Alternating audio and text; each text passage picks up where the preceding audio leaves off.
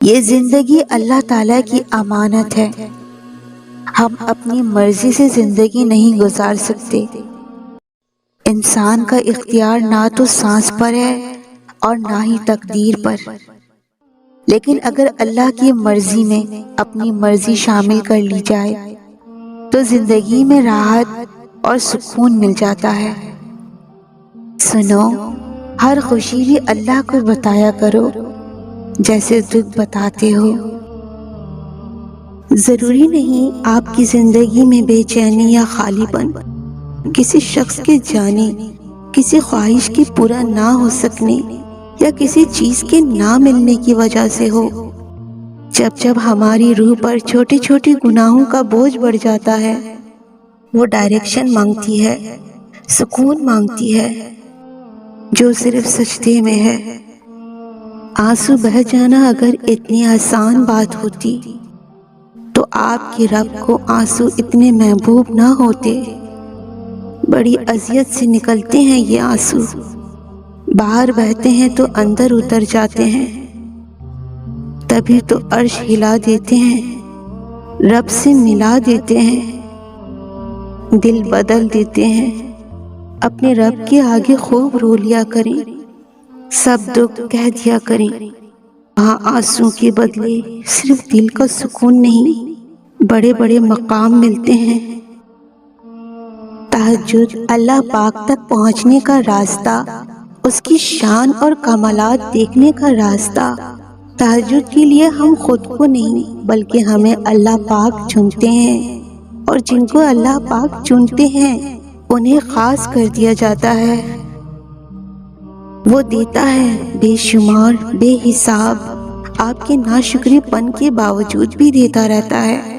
وہ گنتا نہیں ہے، احسان نہیں جتاتا، ہاں پر آزماتا ضرور ہے، اور اس کی بھیجی ہوئی آزمائشوں پر کھرا اترنا آسان نہیں ہوتا، پر یقین مضبوط ہو تو مشکل بھی نہیں ہوتا۔ بہت خوبصورت رشتہ ہے میرا اور اللہ کا، زیادہ میں مانگتی نہیں، کم وہ دیتا نہیں۔ اے میرے اللہ، جب میں نفس کے بہکاوے میں آ کر تاریک راہوں کا مسافر بننے لگوں تو اپنے نور کی روشنی سے راہ ہدایت دکھانا۔ تہجد کا وقت اللہ پاک کا قرب حاصل کرنے کا وقت۔ اللہ کی محبت میں ایک مقام ایسا بھی آتا ہے کہ دنیا دل سے نکل جاتی ہے۔ قرب کے لمحات میں انسان کو وہ سکون ملتا ہے کہ انسان چاہتا ہے کہ ساری دنیا چھن جائے مگر یہ سکون اور اللہ سے قربت کم نہ ہو۔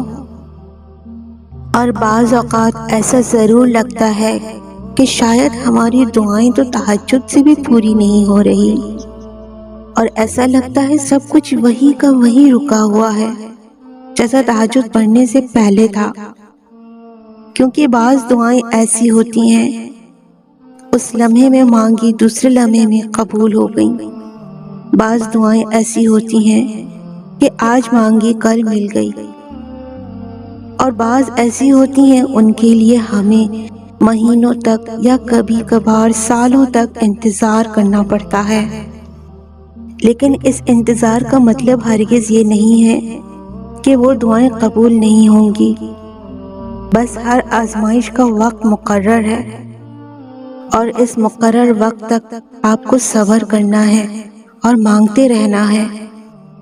اور ایک بات ہمیشہ زندگی میں یاد رکھنی ہے کہ دعائیں ہمیشہ قبول ہوتی ہیں، ہمیشہ، اور تہجد کی دعائیں ہوتی ہیں، اور تہجد کی دعائیں ہوتی ہی ایسی ہیں کہ جن کے نصیب میں ان کے سوا کچھ نہیں ہوتا۔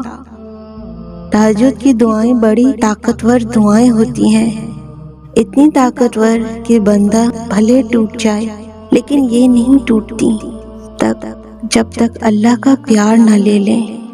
تبھی تو اللہ کو یہ سب سے پیاری ہوتی ہیں، کیونکہ یہ اس بچے کی طرح اللہ کو مناتی ہیں، جو بچہ ماں کو منانے کے لیے ماں سے چپکا رہتا ہے، جو کبھی ماں کو چومتا ہے تو کبھی ماں کو پیار سے دیکھتا ہے، اور پتہ ہے ماں تو تب بھی مان جاتی ہے جب اسے منایا نہیں جاتا، تو وہ تو پھر اللہ ہے، بہت محبت کرنے والا۔ وہ تو کہتا ہے میرے بلانے پر ہی تہجد تک آئے ہو، تو پھر میں کیسے خالی لوٹا دوں تمہیں؟ جب میرے دعوت نامے سے آئے ہو تو کیوں نہ مہمان نواز بنوں میں؟ وہ دیتا ہے، بہت دیتا ہے، بار بار دیتا ہے۔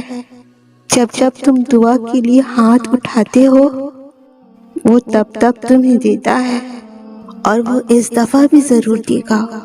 اس نے نوازا ہے تہجد سے، اور وہی اپنے کن سے نوازے گا۔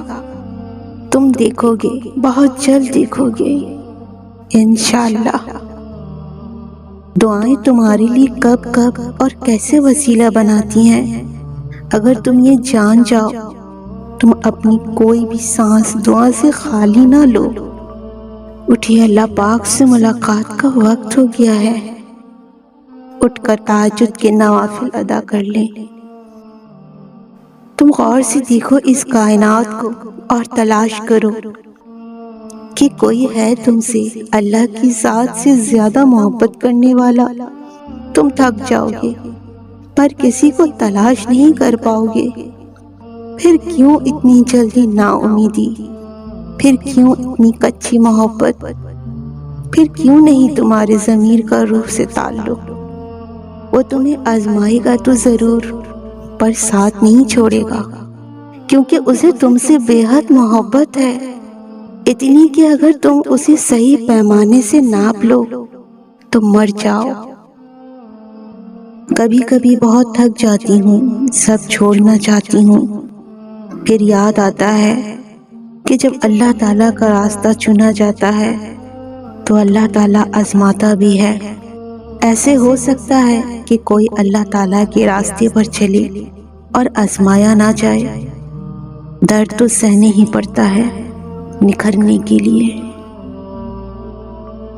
اے میرے رب کریم، رمضان کا مہینہ بھاگ گیا ہے، بس تو اس مہینے کو میری سلامتی کا ذریعہ بنا اور مجھے اس مہینے میں گناہوں سے محفوظ فرما، اور میری طرف سے اسے سلامتی والا بنا۔